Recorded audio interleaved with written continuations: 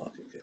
So when you get to the next one, the houses of concern, the earth houses, there's three types of concerns, that things that we worry or practical matters that we're concerned about. And the concern, and when the moon's there, you're going to feel a need to be practical. Doesn't always mean you're practical, but there's a need to be practical, and you're going to remember how you use things and how things have been practical or not, how you've gained or lost things. These are material things. There's a need to feel materialistically secure. And you're going to have memories about whether you are or not, feelings about where you are or not. And as you feel you're secure or not, it's going to affect your memories, which will affect your sense of security. So, and whenever someone comes into your world, they run into your moon. So the first one is the succeeding house of concern. We're concerned about having resources and having talents and having things and using them. So there's a need to collect things and need to use what you have with the moon in the second house. But it means with the moon there, it means it's going to be very changeable and there'll be many different things that'll fluctuate, but according to what's needed and what's not needed. And this will change around. So there'll be a great diversity, but you're collecting experiences, memories about how you use money and what it's for, or you're collecting money to get the things you feel you need. You put the moon in the 10th house and you got the angular, objective, social, functional concern. It's a concern about your job, your status, you're sort of getting paid enough, you're controlling things, you can take care of the rent, you can take care of the things you promised to, you're responsible, you can use the energy of people, of you and people around you to get things done, and you live up to what you say you're going to do. So there's a need for career and status. Sometimes it would come out as a need to be bossy and in control of the home, because you've got other planets, other places, so the moon is just one piece. So sometimes this can make someone, I need to have a home, I've got to be in control of the home, I'm going to control it, it's got to be my way. Or sometimes someone can attract someone that's domineering in the home. But there's a practical need of being accomplished, of getting respect, of honor, and this is the way it is. But it's going to fluctuate because the moon's there, you're going to think a lot about it, but it's still going to have a motivational factor of building up a lifestyle and habits that are more practical and status concerned than just subjective. So the other area of concern is the 6th house. This is the house of health. It's duty, health, and improvement or apprenticeship or improving things. So how do you improve your health? How do you fix things? How do you make things better? So this moon in the 6th house, you're reacting to people, you're taking energy in its setting, you're taking energy in, but you're trying to find a practical response. As long as any input comes in from any relationship, any feedback, and you can adjust your life to improve your situation because of it. Even harsh criticism can be a good thing if you're improving your life because of it. But taking bad energy and hanging out with the wrong people, not having good partnerships, is going to give you bad feedback. It's going to make you sick until you improve your life. There'll be a need to improve that life. Okay.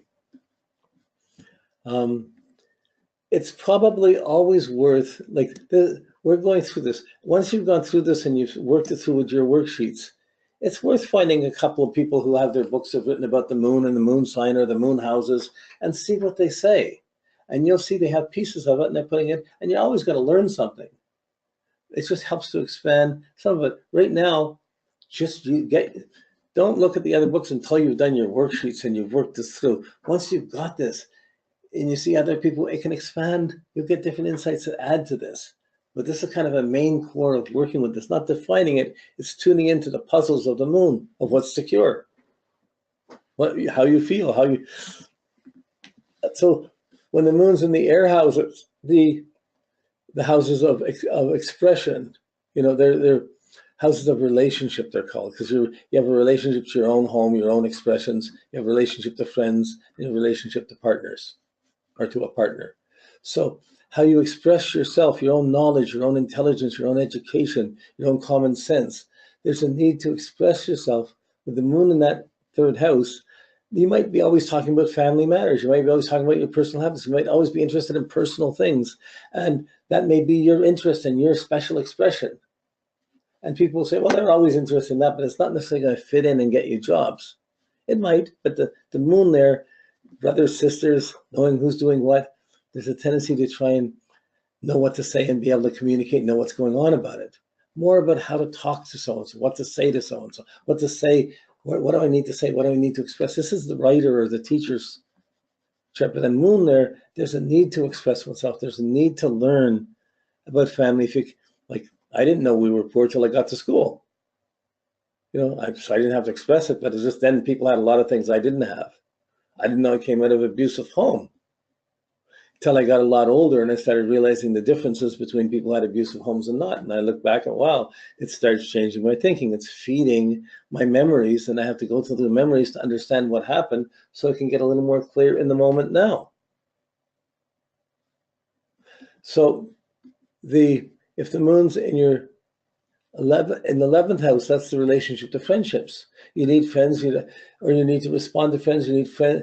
There's a need to feel secure about friends. It could be one friend, it could be a bunch of friends, but it's almost like if you're going to marry someone, you're still going to need to have them like your friends, or you're still going to need to have room for your partnerships with friends. So if you have a need for friends, that can challenge how much money is going to your friends or your partner's friends. Is it equal? Like interesting puzzles. But the need for friendship, the need to be liked by people, the peer pressure, all of these things will come up with the moon in the 11th house. How you relate and the need to relate, but you might feel a need to relate to someone if they're not good friendships and their enemies are not really good, then you're trying to fit into a peer group. It can create a really bad lifestyle because your moon's there and it's not working positively. Then you have to get habits that help you attract good friends. But so this is how I work with it. So when you put the moon in the 7th house, the need to share with a partner, to exchange my feelings, your feelings, I feel a need to share with you, and you're responding to partner's energies. I'll live this, but I can't do this if you're not going to do this with me. So we're going to do this. There's a need to share. That can be fine, or it can get really clingy too much. It's not about taking personally, it's how you're playing the role out. So the need to express oneself, the need to communicate or have intelligent friends around you or good friends around you, you need to have a partner that shares idea with you. If you have your moon in one of these relationship houses and communication breaks down in any relationship or wherever you're living, it's going to have a significant effect on you.